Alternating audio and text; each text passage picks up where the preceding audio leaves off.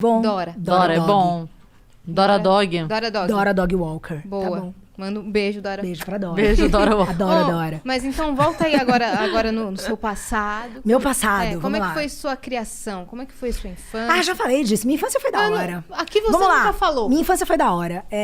Meus pais casaram muito cedo, minha mãe com 15, meu pai com 19, por escolha deles. Minha mãe não estava grávida nem nada. Minha mãe nasceu no interior da Bahia, em Jequié. Meu pai, na época que conheceu minha mãe, era um ripongo, cabelos longos, um cara, enfim, bem feio, porém, Não, sério. Né? Ficou charmoso, que é a melhor coisa, né? Mas, uau, sempre perguntei pra minha mãe, como? Mas eu sei como, na verdade. Ele era um cara ali na Bahia com acesso à contracultura e tudo que estava acontecendo. E não tinha muito. Tinha, mas era a época meio jovem guarda, né? A música brasileira ali sempre muito presente e tal, mas nunca foi a onda do meu pai. Então ele curtia Raulzito e os Panteras. E ele ouvia, desde que ele descobriu o rock na infância dele, ele foi atrás disso. Então ele, uma época, tinha uma loja de discos e era um ripão mesmo, né? Então eu nasci nesse cenário. Minha mãe e meu pai se conheceram, se apaixonaram. Acho que os pais da minha mãe ficaram bem preocupados, que meu pai ficava indo pra lá louco de Fusca, indo pra Jequié, encontrar minha mãe, volta minha mãe e tal. Casa essas crianças, os pais do meu pai, ok, vamos morar então com as crianças. Saíram do apartamento, compraram um duplex, então ficavam meus avós no andar de baixo e as crianças, meu pai, a minha mãe e eu no andar de cima, porque depois de 3 anos de casamento, minha mãe ficou grávida e eu nasci. Uhum. Então eu nasci, minha mãe tinha 18, meu pai tinha 22. Então eu tive pais super jovens, assim. E com essa supervisão in loco dos meus avós, que eram incríveis. Meu avô, óbvio, um homem daquele tempo, né, médico e tal, sisudo, porém, com uma relação que eu aprendi. Eu acho que eu captei isso assistindo, fui pensar nisso muito tempo depois. Mas eu achei fotos da minha avó posando, tanto na praia quanto na sala Luiz XV, que tinha na primeira sala do apartamento, para as lentes do meu avô, que adorava slides. Tipo, meu avô fotografava muitos momentos da família e projetava na parede. Então, essas coisas a gente vai percebendo que te formam, né? Sim. E minha avó era uma mulher. Então, meu avô, para o homem da época, já tinha uma cabeça meio fora do padrão, muito rígido. Não que ele não fosse rígido, tá? Uhum. Ele não era um cara de muitas conversas e tal.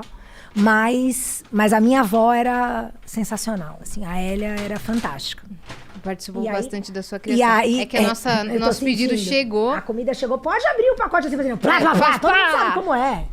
Porra, barulhão. Não, mas é porque, tadinha, ela foi querer não fazer barulho. E aí ela ficou prolongando. É melhor fazer... Faz um plá e acabou. Não, mas não sai no microfone, mas a gente tá aqui assim. Ah, nem sai no microfone? Não. Tudo bem. E aí isso, a minha avó, que era uma mulher de verdade à frente do tempo dela, no sentido de não... Minha avó não era uma senhora, ela dava espaço para os meus pais, assim. Então eu tive pais divertidos, e avós carinhosos e responsáveis. Então, tive uma infância muito legal. Você tem uma irmã só? Do mesmo casamento, do meu pai, sim. E aí, meu pai depois se casa com outra mulher, tem um filho com ela. Meu irmão Leonino também, como eu e meu pai. E por que você chama Penélope? Por causa da mitologia grega mesmo. E é até legal, eu falei isso com uma amiga esses dias, eu tenho o livreto. Eu tenho um livro despedaçando, assim, tipo, escrito num português super antigo já, né? Amarelado, aquele toque de página que era encerada, página por página do livro. Um livro lindo mesmo, uma edição muito legal, de um guia mitológico. E aí lá tem... Então eu li aquele livro na minha infância. Né?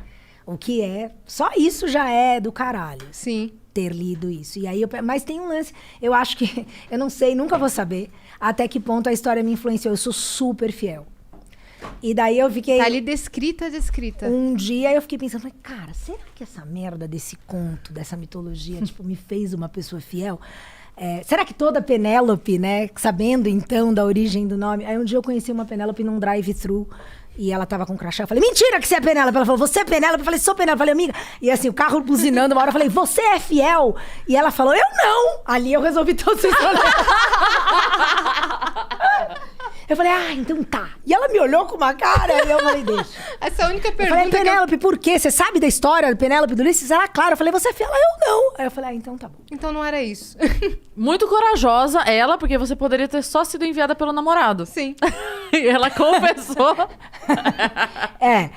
Poderia. Poderia ser qualquer uma mulher chamada Shirley. Nossa, mas poderia. Mas tá aí uma das razões pra não trair, né? Que noia que você tem que viver pra você não trair ninguém e não ser pego. Porque o lance da traição, obviamente, não é fazer a traição, é ser pego, né?